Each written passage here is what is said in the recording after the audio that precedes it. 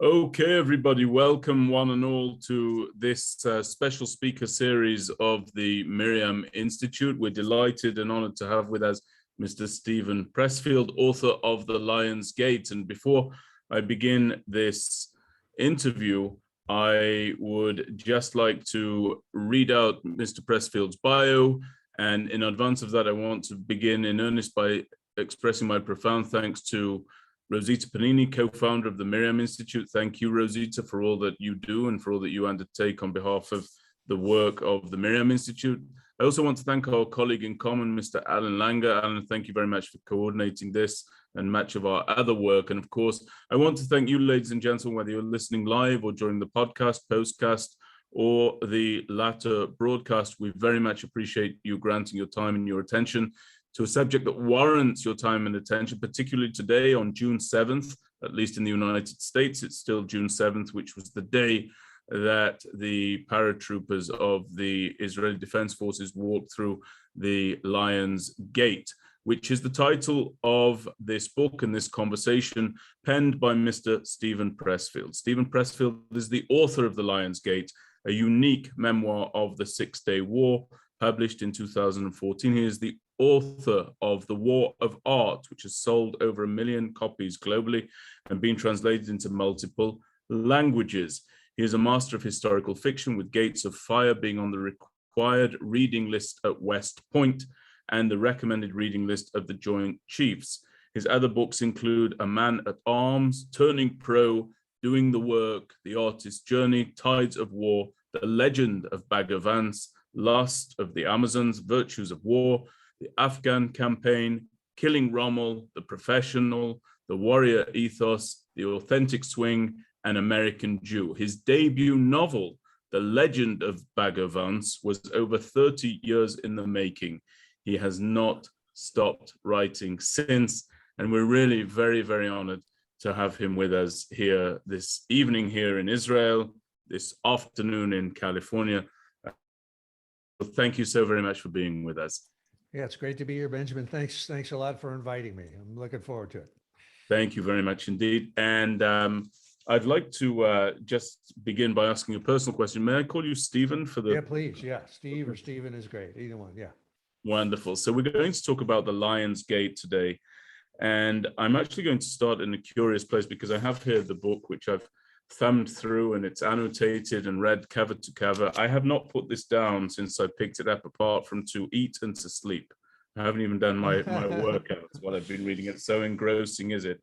But I'm going to start from a curious place in the text. In advance of that, though, I'd like to ask you a question. Could you tell us a little bit about your own journey toward writing The Lion's Gate? I understand you have your own interesting story that brought you to this desire to write this book. Well, my family is like from the assimilation school of American Jews, right? We would celebrate Christmas, et cetera, that kind of thing. And so as my writing career kind of progressed, I realized one day that I'd written about the ancient Spartans, I'd written about the Athenians, I'd written about the British SAS, et cetera, but I'd never had written about my own people. And I thought the Six-Day War is an amazing story, right? One of the greatest upsets in the history of the world. And I thought, well, why haven't I written about my own people? So, and I had never been to Israel at that point either. So I thought that was the impetus. I said, this is time for me to do this. It'll be a great educational experience for me, and might even do some good for some other people too. So that was kind of how I got into that. But there's a step before that, isn't there, that you actually weren't even aware of you being Jewish originally? No, not till I was like 12 years old or 13 years old. Yeah. How did that come about, if you don't mind me asking? I think it's, this is in my book, An American Jew, which I guess you either read or read about. And since I wrote that, I found people have written to me that it was their experience too. It wasn't as crazy a thing as it sounds, but it's sort of like that generation, my parents' generation and the generation before that, were sort of really ashamed of being Jews, and wanted very much to blend into American life, and not stand out and not. So my parents just sort of didn't tell me, my heritage. And so that was, it finally, it finally came out quite. But it's not as uncommon. It sounds crazy, but it's not as uncommon as you might think. It's probably So, happened in other centuries in Spain and in, Babylon even, well, within this book, there's this tremendous sense of pride that comes through the pages. And as I said, I'll turn to the book in a moment, but I just wonder, do you think that perhaps the readiness of generations of American Jews to hide their Judaism or to be ashamed of their Judaism, do you think that was in any way tied to the lack of a homeland or a certain homeland that only became really a sure thing after the 6-Day War? I'm just sort of speculating, Benjamin, but I would say yes. I do think that diaspora Jews, before there was a real homeland, felt like they were on the moon in a way. They felt like whatever land they were in, they had to make their way and their home in it, right? And so people would change their names, people would intermarry, people would do all the things to become what in any country, Brazil, Spain, England, you name it. I think that that's what happened. I think so. 1948 was a big year in terms of changing that. So let me turn now to the 6-Day War and to the book The Lion's Gate. And I mentioned that I was going to start from a curious place, which is actually the postscript. And it'll take me a couple of minutes to read it out, but I really want to know why you included it. So for the benefit of our listeners, let me begin. It says the following, quote, "I was leaning over a newsstand at the time. The owner, reaching for my journal, suddenly went rigid at the sound of the voice. His eyes widened, staring right past me. And he uttered a surprised, 'Ah, they've called me up too.' He stacked his papers and left. Across the street, a salesgirl was leaving her store. She stopped a moment in the doorway, her head tilted. Then she buttoned her jacket, closed her handbag firmly, and went off. The butcher next door whipped off his apron, pulled down the shutters, and departed. On a nearby lawn stood a group of men huddled round a transistor radio. With the announcement of a code name, one of them would slip away, then another, then a third, silently, like a bundle of twigs that had fallen apart. Coming towards me was a girl, high heels clacking on the pavement. She too, suddenly caught by the voice and pulled up abruptly. She listened, then turned about and left. A silence like no other silence enveloped the city. I have seen cities in moments of destiny. I've seen nations going off to war. I've seen men marching to the blare of ear-shattering loudspeakers, and I've seen them crowding the railway stations, embraced by weeping wives and distraught mothers. And I have seen them parading through the streets, receiving the kisses of women standing at the wayside. But never, never have I seen a city rising to its duties in such silence, nor seen a nation go forth into faithful battles so hushed, grim, committed. This is how they went in Netanya and Kiryat Shmona, in Jerusalem, Tel Aviv, and Beersheba. And these were my people whom I knew not." Tell me why you included that in your postscript. Well, that's from Abba Kovner, right? I think from the Seventh Day, I think is a book that's from. And it just, it's wonderful writing. It's poetry, I think. And it Right. really sort of summed up kind of how I felt. I wasn't there to watch the mobilization, obviously, but it just expressed how I felt personally so much, particularly the last thing, my people whom I knew not, that last phrase. So that was why I put it in, because it's just such poetry and so real and so emotional that it just seemed to put the final, nail into the book. Well, at the outset of that book, to turn to that now, you actually state that you're writing in a genre, Stephen, of what you term hybrid history. Can you tell me what you mean by that term? It's a very curious phrase, but it was a vital qualification that you put in there for me to read carefully before I delved into your writings. That's a great question. I sort of invented the term hybrid history because the main reason was, I mean, the book comes from 70 or 75 interviews that I did with men and women of the IDF. And each chapter is in their voices, right? There's no presence of me in the voice, like, and it'll start like the first chapter is with Cheetah Cohen, who was a helicopter commander of the Squadron 124. And so he appears in the first chapter, and then maybe he reappears in chapter 27, and then he reappears maybe 10 times through the book. And I'm sorry, I forgot the original question. What was it, Benjamin?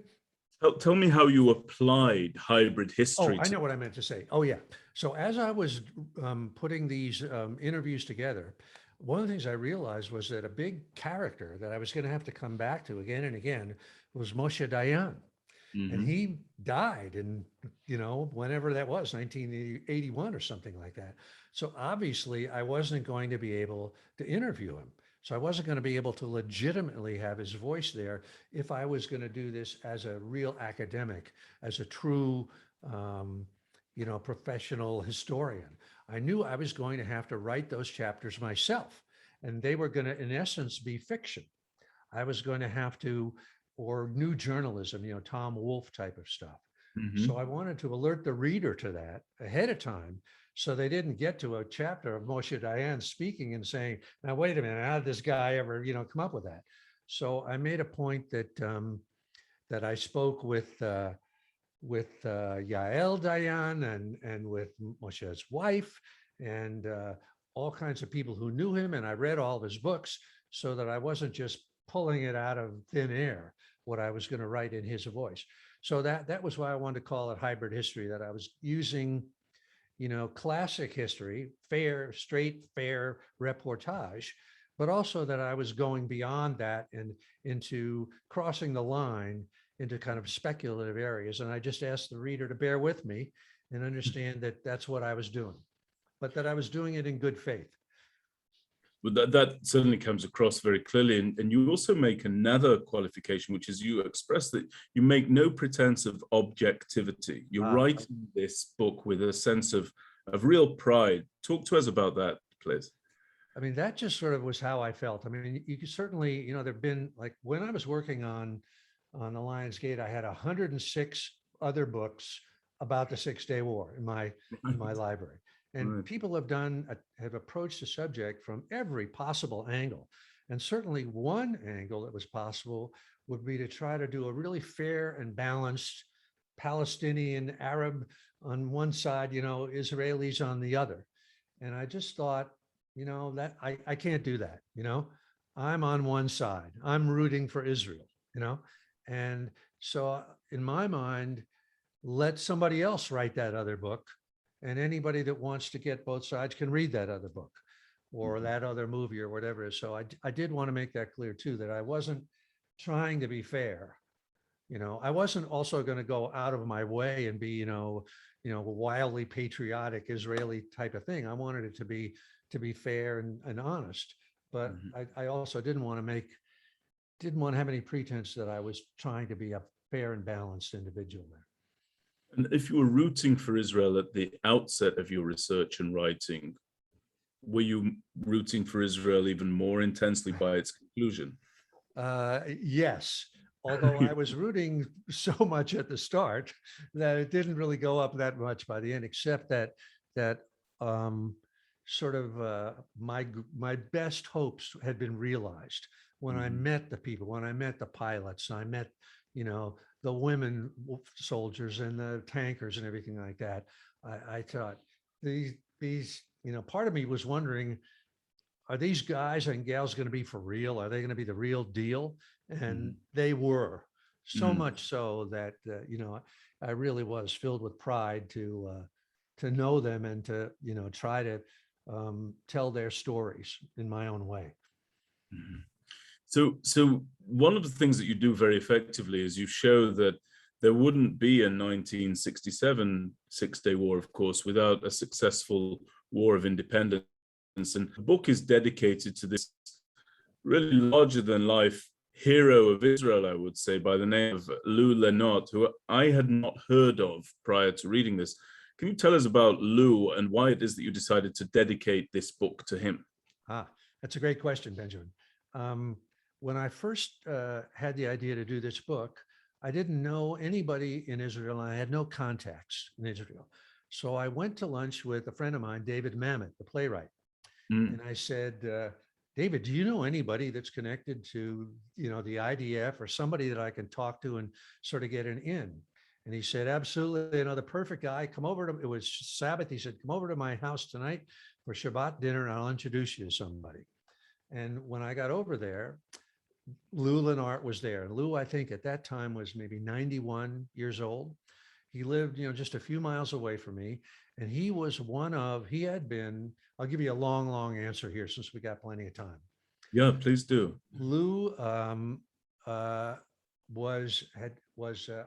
he was born in Hungary, in a small village in Hungary, immigrated to the United States, became an American Marine during World War II, and he flew Corsairs, the great fighter planes of World War II, out of Okinawa in the Battle of Okinawa and against the home islands of Japan. And when the war was over, he came back, and it's sort of a long story, but he got recruited to go to Israel. He realized that Israel had no air force and no pilots. And the British had given 50 Spitfires, the great fighter planes of the Battle of Britain, to Egypt. And so Israel was in desperate shape. And he was one of the guys, there was a few of them that came and became the first flyers. I mean, the story has been told a few times in what would become the IAF.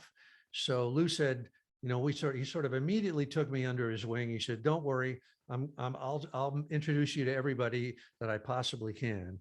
And so he was the guy that was my mentor. And I want to give credit to another guy, a retired lieutenant colonel in the IAF named Danny Grossman, yes, who was an American who actually grew up in the same town I grew up, Levittown on Long Island. His dad was a rabbi, and he made Aliyah to Israel. I'm not sure when, but he became, when I actually was in Israel, he became my guru, my mentor, my rabbi. He was the guy who got me in to meet everybody that I met and sort of steered me to the right places. And I'd swear Danny is the guy who knows, everybody knows everybody in Israel, as we know, but Danny knows everybody in Israel. And so without him, this would never have been possible. But Danny was sort of a second generation after Lou Lenart to make this book possible. And Lou was and is a really fierce patriot, and his story, which is in the book, is an amazing story. It's an incredible story, and I'll come back to Lou if I can do. But there's something within what you've said that got me very curious about the way that you wrote the book, which is that it's obviously, as you've mentioned, the results of many hours of research, numerous interviews, a trip to Israel at least.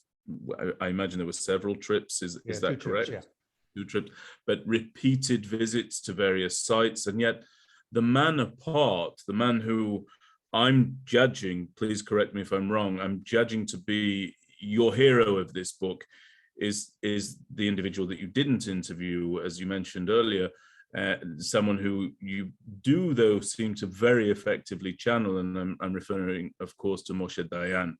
How did you zone in on Moshe Dayan to be your central character, if I can put it that? And if you don't view him as your central character, please correct me. And how did you bring him to life so vividly in the pages of this book? I know you've said that you qualified it by talking about hybrid history, but there's something more. I almost felt as though you were introducing me, or I was being introduced to Moshe Dayan as I read this book. It's actually when, in a book of narrative nonfiction as opposed to fiction, you do a book proposal is how you do it first, right? You get a 50-page proposal. It's different with fiction. With fiction, you have to write the whole book. And so my original concept for the book that I sort of sold it on was with Moshe Dayan as the hero. And it was by the time, but when I got to Israel, I realized, oh, he really wasn't the hero. That, I mean, he was, but he wasn't. It wasn't like he was General Patton that was pulling the strings or anything. You know, that was more the actual, you know, Sharon and the other division and Ugda commanders. And that the plans were already made and had been in place for a long time. And Dayan just sort of, you know, he was the one who made the war happen. But once it happened, it, you know, the other generals did it. But in any event, I sort of, you know, every story needs a hero. Everyone, it all needs a star. And it was clear that he was going to be that guy just because he's the most vivid and charismatic. I remember I was like 23 or 24 when the 6-Day War happened. And I had never heard of Moshe Dayan, and nobody else had either in America. And then he came on, you know, with that bald head and that eye patch, and he was just a superstar overnight, right? He was on the cover of Life magazine and everything. And he just, to me, he was, you know, you had so many images in the press of German Jews and Polish Jews being just slaughtered in the extermination camps. And then all of a sudden, if only a few years later, you had this guy with an eye patch that looked like, you know, he could kick the world in the ass, you know, and that was just a great thing, I think, for diaspora Jews for sure. And so, yeah, I did definitely want him to be, if not the hero of the book, certainly the primary character. And as for being able to sort of channel his voice, in a way, being a historical novelist, like I had one of my books, The Virtues of War, is about Alexander the Great, and it's told in Alexander's voice. So, you know, being a writer, you just have to sort of enter that space of imagination like an actor and become that person in a sense. So that's sort of what I did with Moshe Dayan, except that it wasn't that hard because with his books and talking to the people that knew him, it was pretty clear what he was thinking. He expressed it quite clearly. And so all I sort of had to do was say what he had already said, but make it work in the story. For instance, the whole, when the paratroopers were poised on the brink of entering the Lion's Gate, of entering Jerusalem. And that was a huge moment where he was vital because he, being the Minister of Defense, was terrified that if the paratroopers were perceived as sort of violating the rights of the Arabs, that the world at large, the UN, the powers, Russia, the United States, could come in and just kick, you know, the Israelis out of Jerusalem, which they certainly could do, as they had done kicking them out of Sinai after the Sinai campaign in 56. So Moshe Dayan was really torn, you know, how to, you know, but the pressure was on him. You got to let these guys go in and take the city, you know? And so I just tried to, you know, tell that story in his voice at that time. But that's an indication of how central he was to the story. Yeah, you introduce us to Dayan as who is somewhat in the military and political wilderness as the war approaches. He's sort of roaming around from. By the way, I should just share with you and the listeners, I don't know any of this, that this roaming around from military post, and the man very much at the helm, if Dayan wanted to be at the helm, the man at the helm was Prime Minister Levy Eshkol. And to say the least, Stephen, from reading this book, and something that I know of this prior to reading the book, the Israeli officers and soldiers and much of the Israeli citizenry had very real misgivings about Eshkol's ability to prosecute the war. And you're hearing Nasser of Egypt coming out with terrible declarations about the end being nigh for the state of Israel, the destruction of the state of Israel being imminent. And everybody in Israel is seeking some sort of a statement, this is just prior to the war's outbreak, from Levi Eshkol that will settle the collective nerves of the nation. And Levi Eshkol takes to the airwaves and then disaster strikes in his address to the people. Can you tell us a little bit about the impact of eshkol's miss-speech, if I can characterize it that way, at a time when Nasser was really ramping up his anti-Israel and anti-Jewish rhetoric? Yes, it was definitely a sort of what they call the waiting period where everybody in Israel knew that war was imminent. I mean, Nasser was beating the drums. The Arabs were mobilizing everywhere. 1,000 tanks were on the border of Sinai. 100,000 troops had been called up, and nobody in Israel. There was a real vacuum of leadership. And Levy Eshkol, to give him his due, was a really good prime minister in other areas, in agriculture, in the economy and stuff like that. But he definitely was not a wartime leader, and he sort of was hesitating, and he was going to address the nation on the radio. No TV stations in Israel at that time, and I guess people in those days weren't that hip to how media worked, and Levy Eshkol, apparently they put a speech in front of him that he had gone over, 20 minutes earlier, but there had been changes made. And when he started to read it over the air, he started stuttering and even sort of saying to his advisor, "What is this word here?" And that kind of thing. And the nation, which was waiting to be annihilated by its enemies, just kind of freaked out. Guy is failing us utterly. And meanwhile, Moshe Dayan was out of office completely, out of the army, but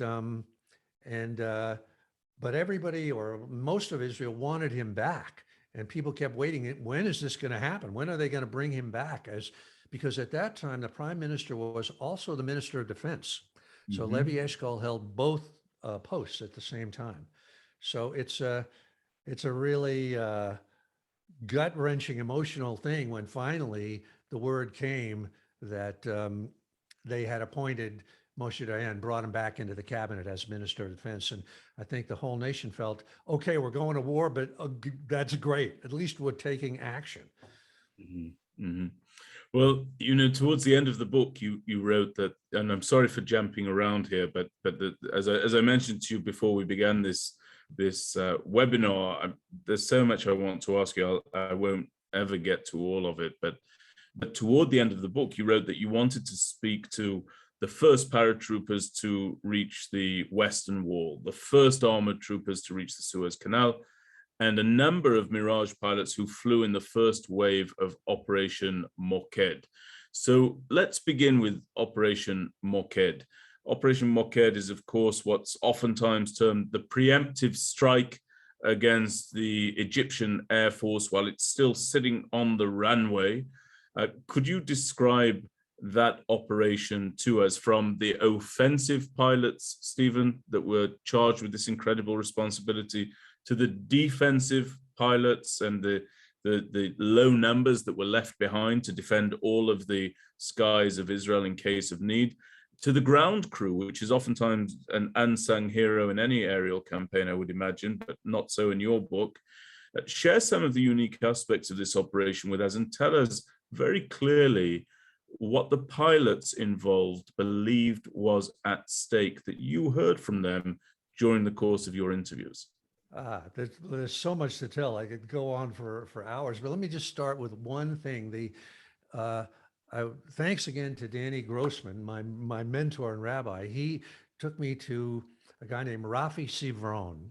I don't know if he is known through Israel or not, but he was the guy who, as a young captain in the Air Force, came up with the plan of moked. And it's when we look back on it and we've seen it, how it unfolded, it seems like, oh, this is the only way to do it. But in fact, there was all kinds of decisions to be made. And one of the big ones was that, like, for instance, they knew that the Israeli Air Force knew they were going to have to take out the Egyptian Air Force in a preemptive strike to gain air superiority. And one of the plans they thought was, let's kill all the pilots. Let's have commandos come in. We know where they live. Just kill them. Another one was, let's just destroy all the planes. And there were more. But Rafi and his boss Yak Nevo, who was a great famous fighter pilot, they said, let's destroy the runways.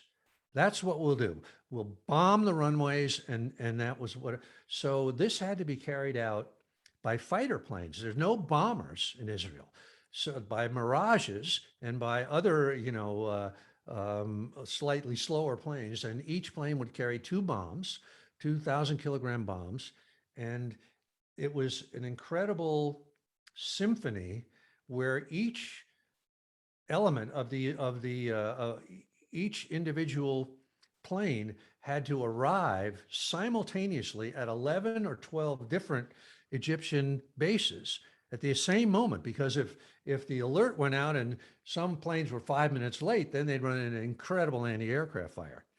So it all became kind of just an amazing symphony putting it together. One story, I'll just tell you one. This comes from the squadron commander of the 119 Squadron, Ron Ronen, who became a two-star general, but one of the great fighter pilots in history and commanders of Israel. Somehow, they started off the runway. They attacked in groups of four, formations of four Mirages. And his group somehow got off 5 minutes late. There was a miscommunication. And he realized that he had to make up that time to arrive at exactly the moment. And in those days, no computers, no satellites, no GPS. He had to do this all by his wristwatch and calculating in his head. And they were flying, the other planes were flying above the Mediterranean, below the radar at 100 feet, incredibly, ridiculously low altitude. And Ron knew he had to pass a bunch of these squadrons because he was behind. And he knew he couldn't go over them because he'd be picked up by radar.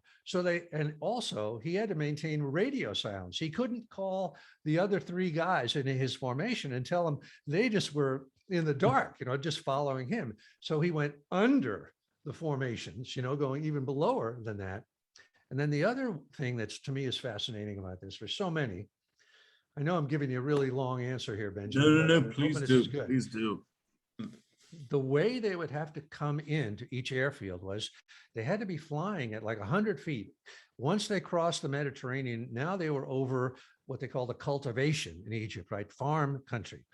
And they had to find what was called a waypoint so they could sort of navigate over this land that was blank desert or blank farm fields, and they would be coming in incredibly low. And when they would come to the waypoint that told them that their particular airfield that they were going to attack was, 8 miles ahead or something, they would climb to 6,000 feet and then invert. So they're looking down through the top of the canopy, and hopefully the airfield that they were going to attack was down there. But for some people, it was not down. They got lost. And so then they would go into their dive. And at that point, the Egyptian defenders had woken up, and it would be like, oh my God, here comes the Israelis. And so so there were all kinds of great stories in there about different ways that the individual pilots screwed up or made a mistake or miscalculated, and how they had to recover. Can I tell you one more? Do we have? Yes, please do. This was from a great pilot.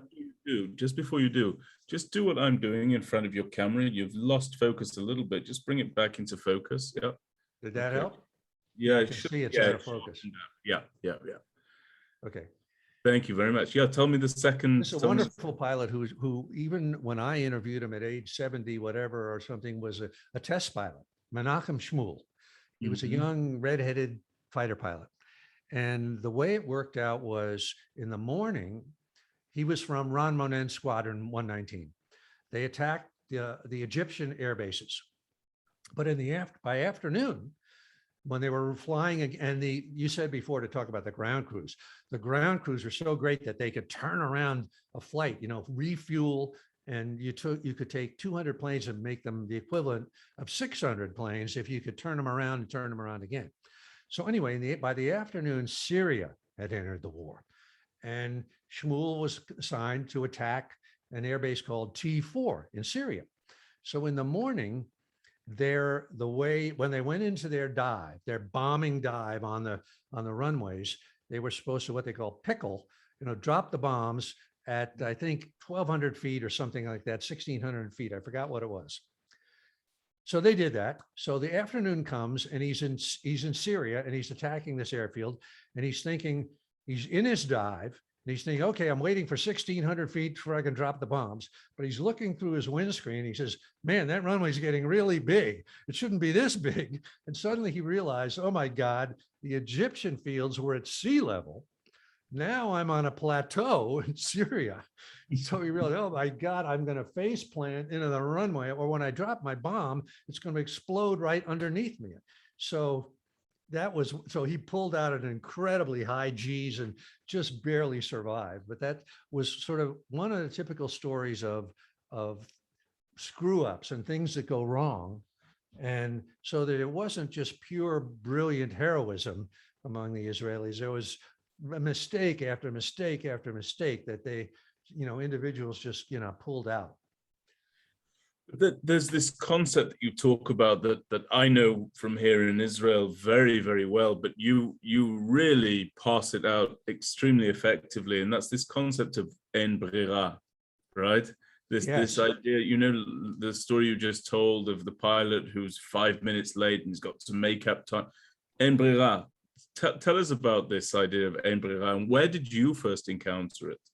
I first encountered it from my mentor, Lou Lenart, who told me the Embryo, of course, means no alternative. And that sort of was the whole attitude of all the Israeli forces, the forces on the ground and everything. Like, for instance, General Tal, Israel Tal, who commanded one of the Ugdas in the Sinai Desert, when he gave his speech to his troops, which I've quoted in many other contexts, because I think it's one of the great military speeches of all times, not to his troops, but to his officers. But he just said very briefly, he said, if we lose tomorrow, it's not like in another country where they can survive a loss and come back and win the war. If we lose tomorrow, that's the end of Israel. So, because the Egyptian tanks are going to be in Tel Aviv in an hour. So he said to his men, my orders are just keep advancing, no alternative.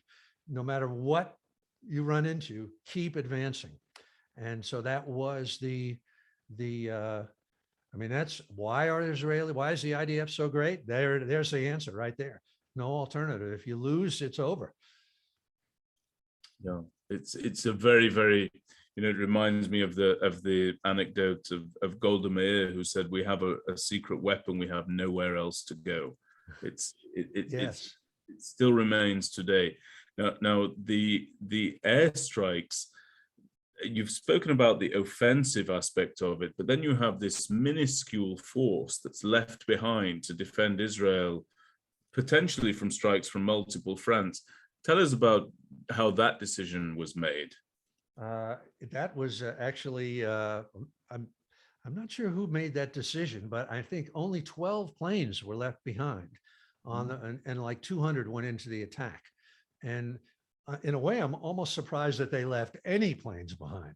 And Giora Ram, I don't know if his name is he's a two-star general now or was, who was the first ace of the IAF, shot down 5 planes as a 22-year-old lieutenant.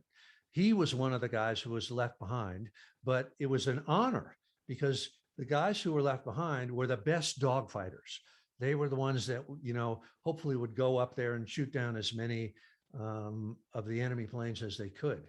But after the first wave, when it became clear that there wasn't any real need to defend Israel's skies, then those guys got to join in the attack, and they were very happy to do that.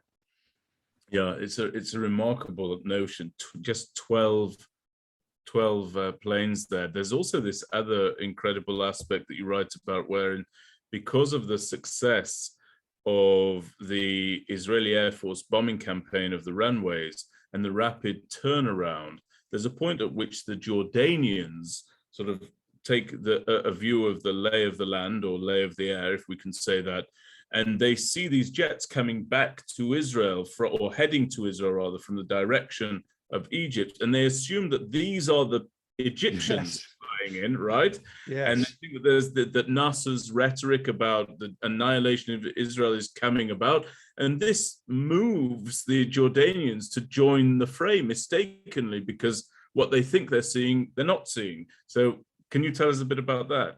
Yeah, that's really just one of those things that happen in war, right? Where you totally miscalculate. Sometimes it's to the good. And in this case, it was the end of Jordan's Air Force, because immediately the Israeli IAF went after them and wiped them out completely. And there was one thing that I remember, the pilot I talked to you about, who Menachem Shmuel, who was doing the dive in Syria, his father had been murdered by an Arab before he was born. Yes. And at one point he was attacking, I forget the name of the airfield, but it was one of Jordan's airfields, and he knew the exact office that King Hussein usually, he wasn't there at the time, but he talks about going into his dive and how he just wanted to annihilate that building going into it. But that is a really interesting story about how the Jordanian radar showed the Israeli planes returning, and they thought it was the Egyptians. Yeah. The other thing, of course, was that immediately after in the midst of the destruction of the Egyptian Air Force, the Egyptian radio started their first, lies about it, right? Nasser, couldn't, it's almost like, it's hard to know whether they believed the lies themselves or whether it was just pure propaganda. But they were talking about how, they've wiped out the Israeli Air Force, they've shot down, so many planes. And meanwhile, the ground troops, the paratroopers, who were sort of Israeli paratroopers who are waiting to go into action, are listening on their transistor radios to this thing that depicts a defeat. Yes. And their officer are having to tell them, don't believe this, don't believe it. This is all bullshit. We're doing great. There's this other aspect to that, which is that Nasser's lies and propaganda seem at a later stage of the Six-Day War to have really led to the Soviets' decision not to intervene, right? Yes. Because the same lies that he's publicizing, he's presumably feeding over to the Soviets. And instead of the Soviets intervening and starting to drive, I don't want to preempt the story, but instead of them starting to drive the Israelis back, which, by the way, was a great fear of the Israelis, according to your writings, they rest at what Nasser is telling them. And as a consequence of that, Israel does not have a conflagration at all with the Soviets. Yes. I don't even think it was actually, the danger was that the Soviets would come in with armed forces, but I think that they would go to the UN and, use that political power of saying, this is out of control, we've got to bring, peace, and that would quash, because constantly, I think, as the Israelis began advancing across Sinai and they were taking towns in the West Bank and they were surrounding Jerusalem, it became clear to the Israeli command that nothing was going to stop them except a ceasefire. Mm-hmm. And so they were sort of, it's weird how that war worked out, where they were more afraid of the UN or the US and Russia coming in and saying, okay, stop right where you are, and they said, it became, give us another 24 hours and we'll take a lot more land than we've got right now.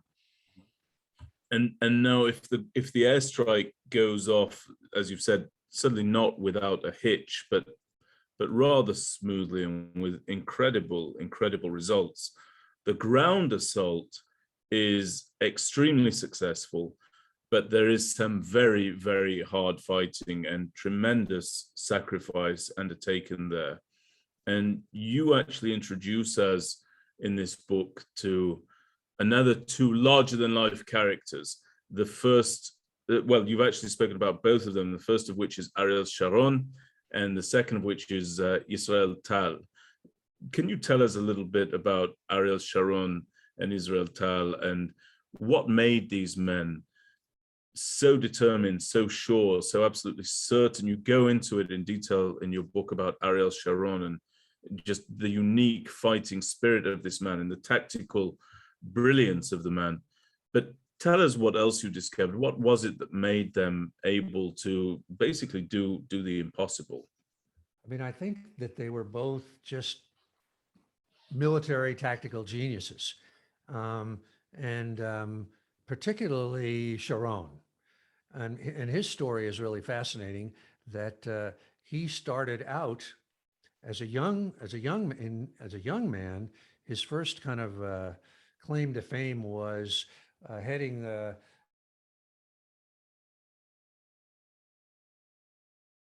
charge to do reprisals, cross-border reprisals, when in the early days, long before the Six-Day War, when Arab infiltrators would cross the border at night and they would, throw hand grenades into people's houses and mine roads and stuff like that. And Israel had no answer for this. When they would send retaliatory raids, they would fail and people would come back, and again, Diane came in at this point and said, "This is unacceptable. We just got to do something." And they found Ariel Sharon, who was just a great, the kind of a guy who could cross the border in darkness and knew where everybody was, and had, for instance, if there was an Arab raid against an Israel town, he had to figure out who actually did it. Who was the guy? Who were the 2 or 3 or 4 guys in this gang? And he could do it. God knows how he did it. And he knew they lived in this village, in this house and that house. And he led these teams that would go over across the border at night and retaliate, and kind of, so from then he went on to become a great paratroop commander. And then by the time that the war started, and he was, and in the Sinai campaign, he kind of distinguished himself for being very aggressive, too aggressive, complete with like lying to his superiors. But he was just the plan that he had when his Ugda, his division, advanced into Sinai and had to take a super fortified position that the Egyptians were defending, and that had been built up by the Russians in that lines of defense back to back to back, where the Israeli artillery was so poor they didn't have the range even to reach the enemy, while the enemy with their Russian guns are firing over the top. So it was this amazingly complicated plan that he had, but that he was so confident in, and he knew all of the guys that he was working with, his subordinate commanders, were people he'd worked with for years, and they loved him, he loved them, and he just had great confidence in them. And they pulled off this amazingly complicated stunt at night, paratroopers landing behind the lines, infantry going straight ahead, and a lot of really complicated stuff. And it worked. And Tal, I think, I don't know as much about him, except that he was. To tell, Stephen, just before you move on to tell, I want you to tell this story, because you write it so beautifully in the book. Sharon is watching this routing of the Egyptians, and without any need for an update over the radio, he's seeing one area after the other. Just talk us through that, because it's such it was gorgeous writing. And again, it's not me writing. I'm just telling what the guys told me. Well, apparently the way the battlefield looked, it's nighttime. If you're on the Israeli side, was you saw the artillery, the Russian and Egyptian artillery, in this great swath across the horizon, the rounds coming in, the flames coming in, and then you could sort of watch it go out like lights in a city, in a blackout. This section would go blank, and then the next section would go dark, and the next section, and he knew obviously which units were attacking, and Israeli units were attacking the Egyptian artillery, and that was how he saw it. So many amazing stories. Tal. Yeah. Tell us about Israel Tal. Now Tal, I don't know. He died long before I was there, so I never got to interview him. Didn't get to interview Sharon either. But I think his main thing, I mean, I may be wrong, I'm stand to be corrected, was that he invented the tank that the Israeli forces used. and he could supposedly take it apart piece by piece. And he was just a master of what really was blitzkrieg, you know, from Rommel and Guderian and stuff like that. And that's another irony of the war. It's like some of the greatest blitzkrieg commanders were Israelis. Right. But also he just had that utter drive and understood Embryo so much, you know, that there's take no count of casualties, just keep advancing. And he was absolutely right. That was the way it had to be done. And there's something else that I wanted to ask you about Sharon, and I inadvertently moved past it. Sharon also introduces a phrase in the writings, or your writings about Sharon introduced this wonderful phrase of tachbula. Tell us about that. Tell me, I'm even blanking on that. The idea of the complication and throwing another puzzle at the enemy and another puzzle at the enemy and another one. Tell us about that. Yeah, that was that. And this actually was explained to me by Uzi Ilam, who was the battalion commander, Battalion 71 of the paratroopers that reached the Wailing Wall. But prior to that, like 10, 15 years earlier, he had been Sharon's intelligence officer, second in command in the night raids, And he said that, and Uzi had been head of the Atomic Energy Commission in Israel. He's an engineer, so super smart guy, now writing thrillers, still around, going great guns. But he said that he would be privy to all of Sharon's plans. And he said to me, these should be compiled in a book because they were so brilliant. And he said a typical Sharon plan always had an element of deception on top of deception on top of deception, because Sharon's point of view was he thought that when the enemy is prepared and in position, they can be good fighters. But when you hit them from one side in an unexpected way and make them think in the moment and act in a moment of chaos, that unnerves any enemy. And if you can layer deception on top of deception on top of deception, then you really can throw the enemy into confusion. And so Uzi said that Sharon's plan always had elements like that. He always made you think he was coming from here when really he was coming from here. And that goes right a part of his Unit 101, right? That goes right the way back to when he was doing those raids, those cross-border reprisal raids that you mentioned. Yes. That same deception. Yes. There's a quote here about Israel Tal that I just want to read out. It's from Yossi Ben Hanan of the 7th Armored Brigade. And he says the following, just in advance of the campaign. I'm going to quote it, and I'd love you to comment on it afterwards. He says, Israel Tal tells us that our battle plans are excellent and that he feels confident that we know them down to the smallest detail. But tomorrow, when the war begins, those fine plans will fly out the window. Nothing, Tal says, will happen according to those plans. The lines of assault will change. The direction of the enemy's movements will change. Everything will change. This is the way things work in war. But Tal says, quoting now Israel Tal, one thing must take place exactly as in the plans, the principle upon which these plans were made. Every man will attack. Every unit will push forward as fast as it can. Pay no attention to your flanks. Give no thought to resupply.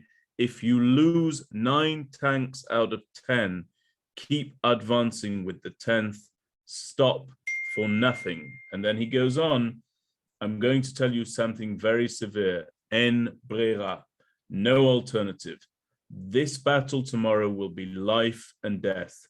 Each man will assault to the end, taking no account of casualties. There will be no retreat, no halt, no hesitation, only forward assault. I mean, what an incredible speech. Yes. What brought this man to that level of determination, communication, and leadership? Yeah, I wish I knew. I mean, I didn't get a chance to talk to him, so I don't know. But I guess he's sort of the archetypal Israeli commander. And what he's saying is really just the truth. It isn't really a rah-rah speech. I mean, if that 10th tank can go behind the Egyptian position, wherever it is, or the enemy position, those guys are going to run. When they see the Israeli enemy in their rear, they're going to panic because they don't know that there's only one tank, right? That could be just the lead tank of 30 tanks. So Tal is really telling the exact truth. And Yossi Ben Hanan was a great source for me. I visited him in Paris for a few days. I probably interviewed him for like 5 days. And he was the operations officer of the 7th Armored Brigade, which put him in as a 22-year-old, and put him in just an ideal position to see everything. Because what was going through his headset was all of the commanders talking to each other. And so he was a tremendous source for me, being a great storyteller himself. And yeah, so that was very, very, he was a central character in getting this information out. And there's another character, Stephen, who's to my reading of it is conspicuous in his absence, and I just wanted to know how that came about, if it was deliberate or not. And that's, of course, the then Chief of Staff, Yitzhak Rabin. He's mentioned, but he's only mentioned a couple of times. Is there a reason for that? Not really, except that I think that the way the war or a war like that unfolds, the Chief of Staff, the Ramatkal, right, doesn't have that much to do. You know, the plans are already in place. General Tal is running his Ugda, Arik Sharon is running his, and the main decisions that are being made in the moment are political decisions, right? About the Russians, about the Egyptians, about America, and those have to be made by the Minister of Defense, by Moshe Dayan. So I think that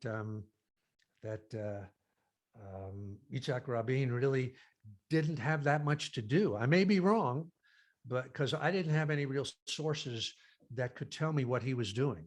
So I might have missed a lot of stuff. But, you know, there's the one story from the early days with Lou Lenart. Do you want me to tell that story? I love that story. I've got that story underlined. Yes, please tell it. Please tell it.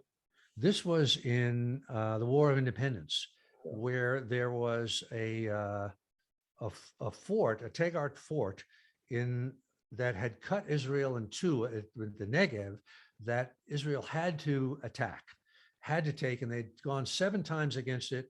And the short version of it was they finally got it, and one of their planes, a bomber with three guys on it, a bomber that they stole from the British, telling them they were going to use it in a movie. And they stole, that's how they got this bomber. And anyway, the bomber crash landed near this Arab village where Ashdod, I guess, is today. And Lou Lenart, as the operations officer, I guess, of the Air Force, and Rabin, as operations officer of the Army, came into this village and to find out what had happened a few days later. And it was very clear that the villagers had captured the 3 Israeli pilots. I think actually one of them was South African and one of them was American, and had tortured and burnt them to death. And because the Mukhtar of the village was wearing one of the wristwatches of the guy. So Lou, the American Marine, is the Air Force guy, and Rabin is the Army guy. And Lou says to Rabin, kill these guys, burn the village to the ground, drive them out. And Rabin says, Lou, I can't do that. And he says, we can't have collective punishment. And Rabin's whole thing was, and it really is illustrative of his later career, was he said, we Jews have been abused and brutalized for centuries. We cannot act like that ourselves. We have to act at a higher standard than that. And Lou, from the American Marine perspective, he didn't give a damn about that. He says, you know, I'll shoot this guy myself, you know, you don't even have to do it. But Rabin said, we just can't do that, you know, An Israeli unit can't do that. We can't act like Hitler would act or like Stalin would act. And Lou just sort of had to just, bite the bullet and not do it. So Rabin, even then, was an extremely moral, ethical guy with a long, long view of where Israel was going and what kind of a nation it had to be. Lou Lenard, in my reading of it, never really forgave Rabin for that, right? It sort of led him on a path of being very nonplussed by Yitzhak Rabin. And No, I think actually he never forgave himself, Lou, because Lou Lou, thought in the moment, he says, I've got a rifle in my hand. okay, I'll kill this son of a bitch myself. And he right. said, no, I can't do it. I can't go against Rabin. Rabin's a good guy. He's an honorable guy. It's his country. It's not my country. So he never forgave himself. He said, I should have shot the guy and let the Israelis do whatever they wanted to with me. Right. Oh, thank you for correcting me on that. I appreciate it. So we now have this situation where we move to Jerusalem, but we move to Jerusalem in a bit of an odd way, because there's this idea that the paratroopers are going to be dropped into the battlefield. That gets cancelled for various reasons. And these crack soldiers believe that they're actually going to look on as a war takes place and have, if not no participation, a garbage assignment, which is basically unknown to them. And through a series of events, they end up actually, as we all know now, being the unit that takes Jerusalem and reunifies the old city. Can you walk us through some of those events that you write about in the book? Yeah, that's another case of there's so many ironies in this story, as there are in all wars, where the guys that thought they were out of it, they were going to miss out on the war, they become the greatest of the heroes. And so they got sent to Jerusalem in buses, in civilian buses, in a mass confusion. Guys were getting lost. Nobody knew where the hell they were. And they didn't know, but they didn't think that they were going to attack, that they were going to get permission to cross the Green Line. And in fact, they weren't given permission for quite a while.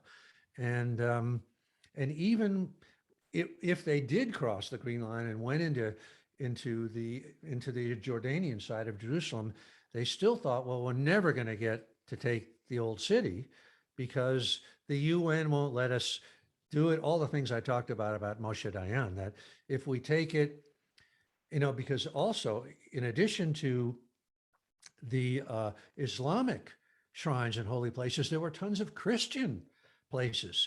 And they had to Dayan had to worry about the Pope.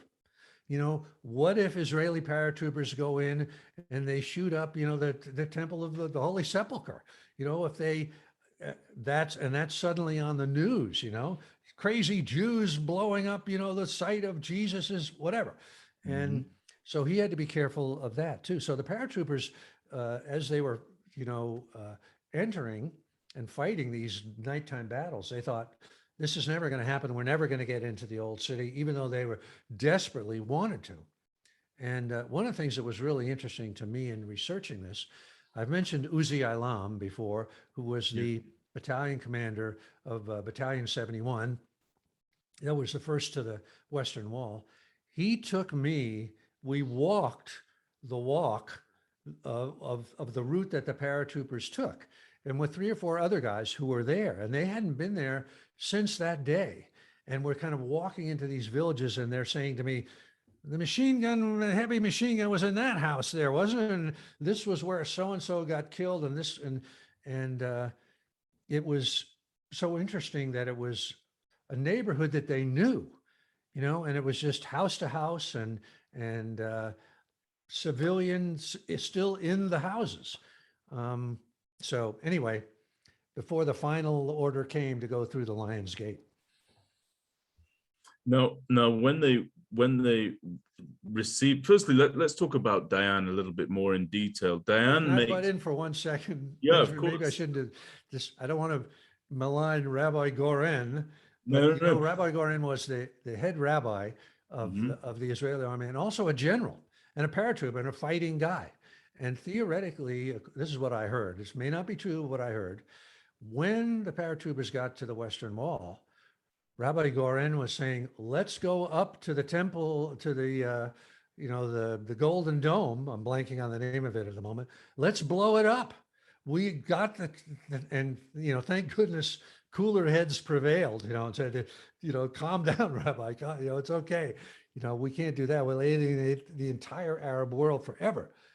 So anyway, that was just an interesting moment, I I've thought. heard that as well, incidentally. I've heard that in my own listenings too. Uh-huh. The also actually, well, Let's let's go back to Diane, as you were saying. I Okay, interrupted you. okay. So Moshe Dayan does not want to give the order to move in and take the old city. He actually makes a decision to take the periphery, or the circumference, the perimeter, rather, is the word I'm looking for. What was Dayan weighing the pros and cons of? Because in the book, it seems as though Dayan gives an order, frankly, when it was almost impossible for him to do anything other than to give the order, that circumstances were looking so positive that it would have been appalling on his record were he not to give that order. But he was not gung-ho about it at all. Well, again, I think it was the politics of the whole thing. The UN, as I was talking about the Pope, they anticipated, Diane anticipated that an assault against the old city was going to be really bloody, house to house fighting with all kinds of horrible stuff going on. Something like Ukraine now, where you'd have to be, firing, blowing up buildings. And of course, every other building in the old city is a holy site to somebody. So he didn't know at that time that it was going to fall so easily. So what he was hoping by surrounding the city was that the Jordanians, and again, this was the crack Jordanian units were, I'm blanking on the name, the King Tal, battalion, whatever it was. These were British trained and even British officered guys. So he was afraid, he thought these guys are going to be hell to go up against, because remember, the Israeli army were reservists, but in any event, so he thought if I can just surround them, maybe they'll get the word, and to save their lives, they'll vanish overnight. And a bunch of them did. And a bunch of them did change into civilian clothes, got out of their uniforms, changed into civilian clothes, and sort of melted away into the general populace. But you're right. He tried to avoid that at all costs, because you have to remember, in the 1956, the Sinai campaign, the IDF under Dayan captured all of Sinai, all the way to the Suez Canal, and they were made to give it all up by the UN, by the powers, by the Russians and the Americans. And there's a famous little anecdote in there about how when the Israeli flag came down over El Arish in Sinai, Dayan didn't need to be there, but he went there to watch this dolorous moment. And a reporter asked him why, and he said, Israeli commanders have to taste all the dishes, the bitter along with the sweet. Yeah. So that was in his mind too, that we may take the old city now, but then they'll kick us out, and that'll be even worse than if we had not taken it at all. But finally, it just became so clear that they just had to take it, or the general populace of Israel would have, strung him up to a tree somewhere. There's this incredible dissonance there with the paratroopers themselves, which is that there's a range of views with regard to Jerusalem, religious, non-religious.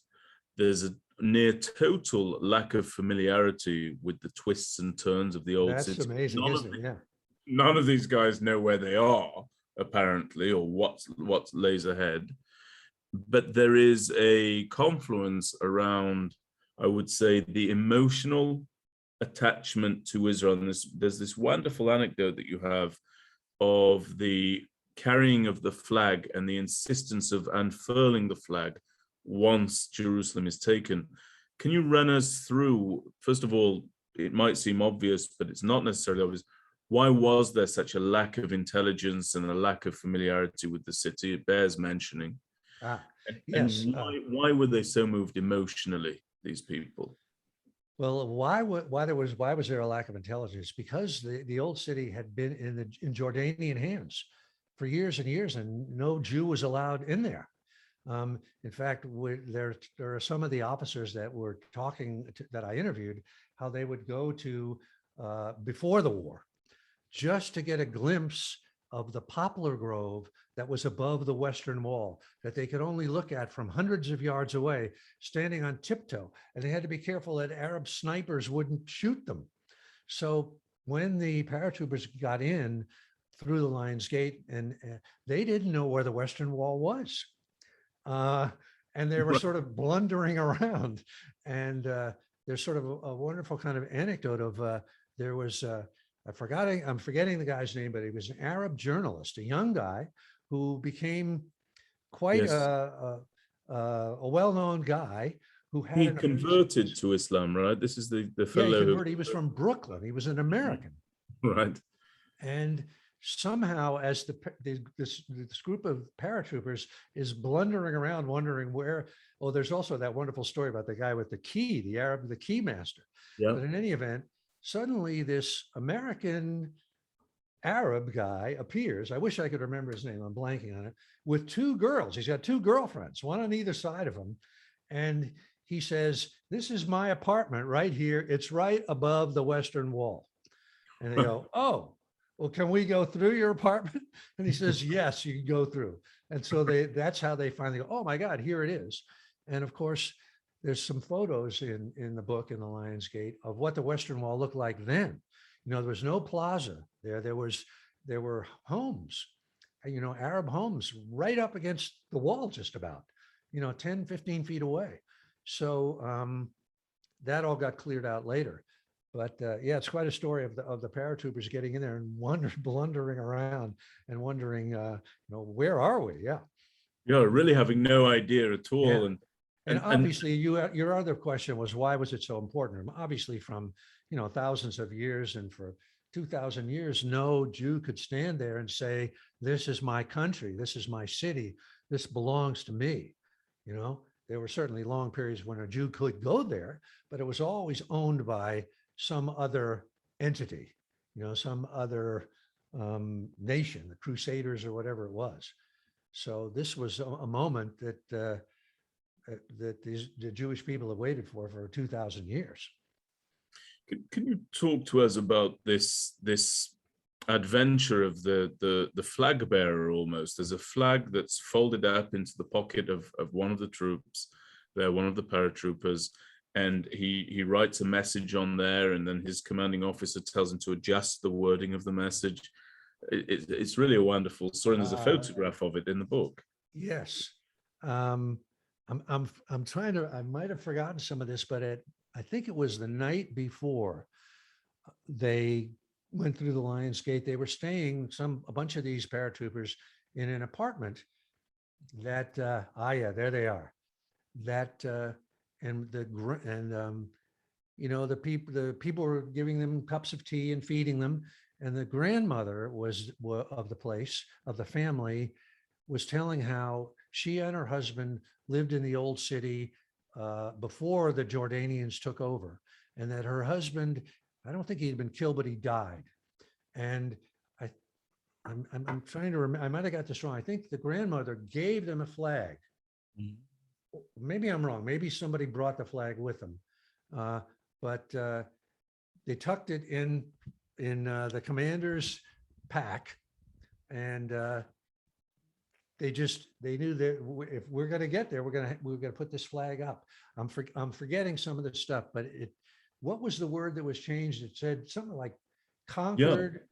Yeah, exactly right. So it begins with an inscription, and it's Yoram Zamosh who has the flag, right? And Zamosh is charged with writing this by his commander Stempel. I hope I'm pronouncing that correctly. Yes. And he's sort of leaning this on his thigh to try and get some traction. With a ballpoint pen. Exactly, his biro and this flag. And he writes, "This flag of Israel was placed here by paratroopers of the 55th Brigade." And then he asks what the date is, and Nobody knows what the date is because the days have merged one into the other, and someone tells him it's the 7th of June. And then he still can't quite write the message, Stephen, so he moves over to a step to try and get some traction, laying the flag over the step instead of on his thigh.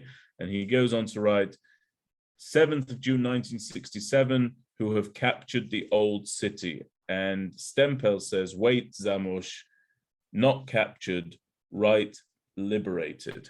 Ah, yeah, that was great, wasn't it? Yeah. Yeah, just And incredible there's story. also a moment where Moshe Stempel was a guy who had fought in a number of other actions, and and he called Yoram Zamosh over to him, if I'm remembering this correctly, and they were like helmet to helmet.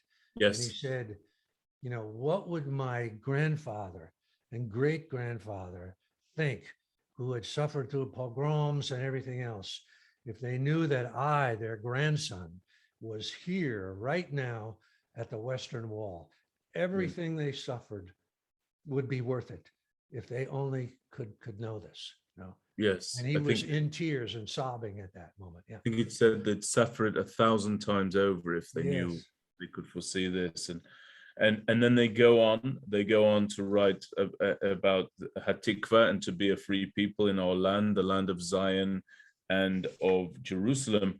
And there's something, you debunk a myth that I had been prey to for quite a while, which is about who blew the first blast of the shofar there. Can you walk us through that? I also want to give a quick shout out to a friend of mine who was Yoram Zamosh's dear friend, Moshe Milo, who was there, one of the paratroopers. And he really told me the deepest feeling of a Jew longing to liberate this holiest of places. It was so important to him, you know, so I want to do a little shout out to him. But the shofar, apparently Rabbi Goren had brought, you know, his with him, ready to be the first guy to sound the ram's horn at the Western Wall. But in the moment, he was so emotional that he couldn't get any breath, and he tried and he couldn't do it. And again, Uzi Ilam, the commander, sort of tapped him on the shoulder. He told me this story. He said, Rabbi, you know, I'm a trumpet player. Let me give it a try. So he was able to do it. And so he was the first guy. And I think I forgot if he told me that he had never told, he didn't want to make Rabbi Goren feel bad or anything. So he didn't, you know, publish that, you know, to the wide world. Actually, you say even in the book, not only did he not publish it while Rabbi Goren was alive, but even after the passing of Rabbi Goren, he never disabused anybody of that myth. He was such a humble fellow that he never said anything. But just to show those who are watching this, there's a photograph of him blowing the shofar there, and he is the first to do so. So it's an incredible story that I wasn't aware of. I'd like to hit just two, three more things before I let you go, Stephen. Do you have a little bit more? Yeah, definitely. Yeah. I know that in modern communications, you're not supposed to do a long form conversation like this, but I want to take full advantage of my time with you. I'm so grateful to have it, and people can listen to it at their leisure, and I know that they will. There's so much that goes on in the book, from the Operation Moked to what took place in the Sinai campaign to Jerusalem. Why did you go with the Lion's Gate? I had a lot of questions about that as I was reading the book. Why did you entitle this The Lion's Gate? What is it about that event for you? I have my editor, who's also my business partner, a guy named Sean Coyne. That was his idea. He thought, and a part of it was the sound is so great, the Lion's Gate, you know, and because it was the gate that the payoff of the whole war really was the liberation of the old city and of the Western Wall, and the paratroopers went through the Lion's Gate, so it just seemed like a natural. It has a certain heroic ring to it, and also has an ancient feeling to it. You know, I mean, the Lion's Gate has been there for thousands of years. So that is why. It's not the crescendo of the book, though. The book goes on, and you talk a little bit, not quite in the same, not quite to the same extent, but you talk about the campaign in the Golan. And one of the things that's quite remarkable about that is this readiness of these soldiers to get back into the fight, right? To keep on going and keep on fighting. What was there was this, and it speaks very effectively about the idea of ceasefire. You know, I'll share with you, Stephen, that in the Second Lebanon War, in which I had the privilege of fighting, I remember the announcement coming over the radio that there was a ceasefire, and I turned to my superior officer and I said, well, this is great. Looks like we're going home. This is the end of it. And he said, Benjamin, this is when the fighting really begins. Wow, that's great. And I remember him saying that to me like it was yesterday. Talk to us about the campaign on the Golan Heights, just briefly. Well, this is, again, remember I talked about Rafi Sivron, who was the sort of the brains behind Operation Moked. And he was a pilot. And Cheetah Cohen, whose brother Nehemiah was the most decorated officer, along with Ehud Barak. The two of them were the most, became, and they were in the Golan on there was like the seventh day of the 6-day war. You know, as you know from fighting and being there, it's confusion on the ground. It's not like anybody knows what's happening, right? Is that hill belong to us, or who? You know, there's no referee saying anything. Right. So they got in helicopters and they sort of flew little units around in the Golan, and the Syrians were withdrawing. They were leaving their positions, right? Because they didn't know either. They were totally confused. And so everywhere where there was an open gap, the helicopters would land and drop off another Israeli unit, waiting for, because the UN at some point would come in and say, oh, okay, you guys have this hill, this belongs to Israel. And so like your superior officer said, facts on the ground are being established right then. You know, let's go a little farther. Let's take another hill, because the Syrians are going to come back and put artillery here and start shelling us all over again. Right. So that was a funny story, the whole thing at the end. I want to ask you just a couple of quick questions from our audience. One is from a gentleman named Chaim Marcus, and Chaim's written the following question: with the knowledge that you have now, would you say the events leading up to the victory of the 6-day war can only be described as miraculous, or was this just a very well-trained army that executed its plans exceptionally well? I would not say that it was miraculous. I certainly can understand how a religious-minded people might think that, or but and I also would not say that it was super brilliant planning and soldiering, because you saw how many things went wrong and how many chance and fate and accidental stuff happened. But I do think that the Israeli Army and Air Force were a match for their opponents, and then some, and driven by the idea of ein brera, and knowing how small Israel is, and the idea of if we can take another couple of miles, that's going to come in really handy when artillery starts shelling us. So I think there was a certain air of inevitability about it to me. You know, I think it's a little bit, maybe I'm wrong, but it's sort of like what's happening with the Russian forces and the Ukrainian forces now, in that when you see the Russian forces in action, you realize they aren't really that good. There's a lot of things going wrong. I'm sure it's corrupt as hell. People are selling trucks to their brother-in-law. I'm sure there's all kinds of, and I think that was the case, that I think some of the Arab air forces and stuff in that era were overrated, because they had the latest Russian jets and stuff like that. And in action, they were exposed. Anyway, I may be wrong. That's my thinking.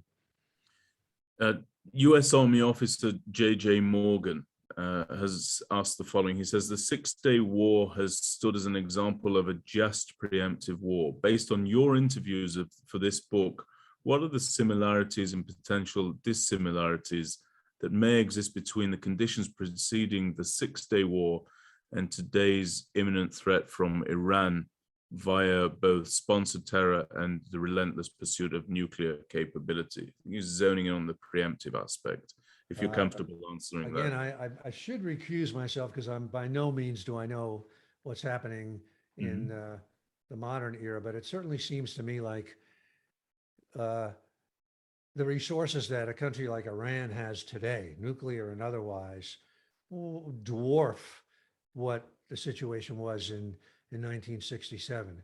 And I don't even have a clue what weaponry is available to our side, their side, Israel's side, or whatever. So I'll recuse myself from, I think the officer that asked that question could probably answer it a lot better than I could. Well, I want to ask you one last question from my perspective, but I'd like to preempt it with a quote, if that's okay, from the book. And it's from Moshe Dayan. And I'd never known this until I read the book, but Moshe Dayan was on some sort of jolly over in Vietnam, right? Yes. Just prior to the day. Yes. Firstly, actually, just a quick question. What on earth was he doing there? I think he was, a great military man, and this was a big fight that was going on, and he wanted to see it, and he probably got invited to it. And who knows what he was thinking? Maybe it was publicity, but he got out in the jungle with the American guys, and they couldn't believe that an Israeli general was there, not only a general, but the general. But yeah, he was there kind of as a reporter. I think he actually had an assignment to That's write right. pieces. Yeah. And he was very taken by how well and highly he was thought of as an Israeli by the American troops, right? Yes. It's kind of hard to believe from everything I've heard, but that's what he said. Yeah. So I just want to read, and please bear with me, Stephen, because it's from your text, and I just want everybody to be aware of this.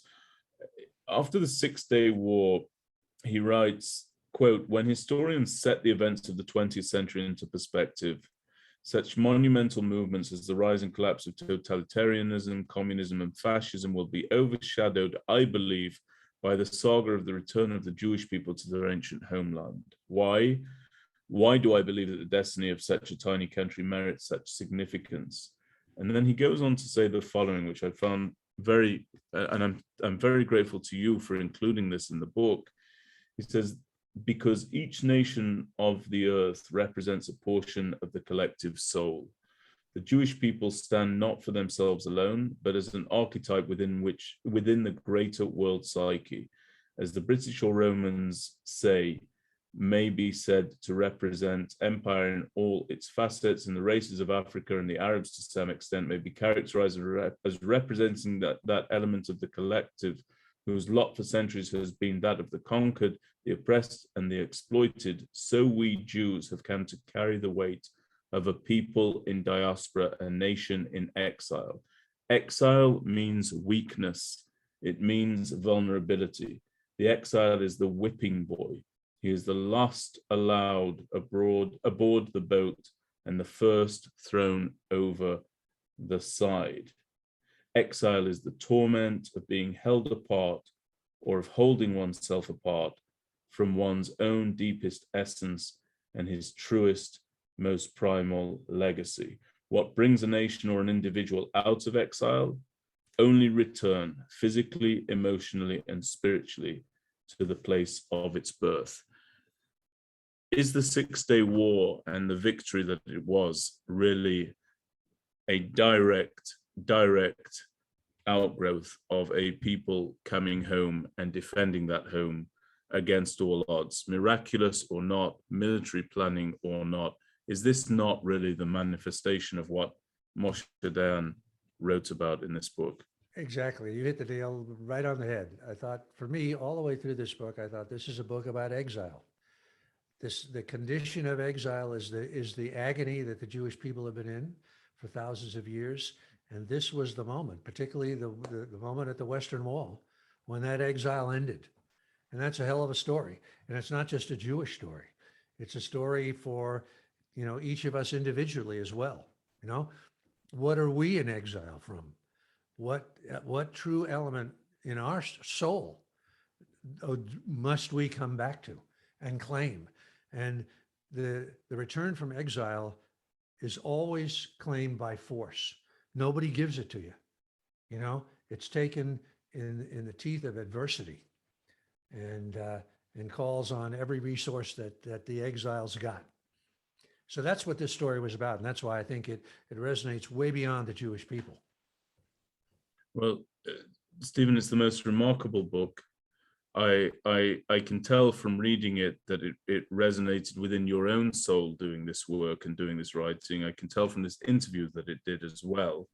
And I'm so very grateful to you for sitting for interview with me.